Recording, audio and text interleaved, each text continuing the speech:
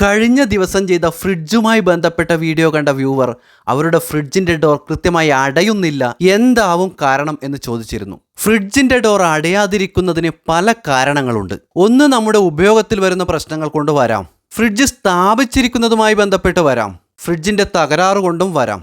ഇതിൽ നമ്മുടെ ഉപയോഗത്തിലുള്ള പ്രശ്നങ്ങൾ എന്നതുകൊണ്ട് ഉദ്ദേശിക്കുന്നത് തള്ളി നിൽക്കുന്ന തരത്തിൽ പാത്രങ്ങൾ വയ്ക്കുക, തണുക്കുമ്പോൾ പാത്രങ്ങൾ വികസിച്ചു വരുന്ന പ്രശ്നങ്ങൾ, ഡോറിൽ ഓവർലോഡ് ചെയ്യുന്നത് കൊണ്ട് വരുന്ന പ്രശ്നങ്ങൾ, ഇതൊക്കെയാണ്. ഫ്രിഡ്ജ് സ്ഥാപിച്ചിരിക്കുന്നതുമായി ബന്ധപ്പെട്ട പ്രശ്നങ്ങൾ ഫ്രിഡ്ജ് ലെവലായോ മുന്നോട്ട് താഴ്ന്നിരിക്കുന്ന തരത്തിലോ വച്ചിരിക്കുക എന്നതാണ്. ഇങ്ങനെയാണ് വച്ചിരിക്കുന്നത് എങ്കിൽ ഡോർ കൃത്യമായി അടയുന്നതിന് പ്രയാസം വരാം. പിൻവശം താഴ്ന്ന് മുൻവശം അല്പം ഉയർത്തി വയ്ക്കുക എന്നതാണ് ശരിയായ രീതി.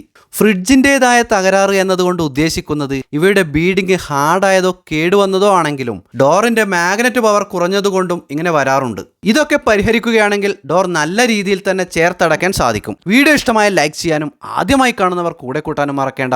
താങ്ക്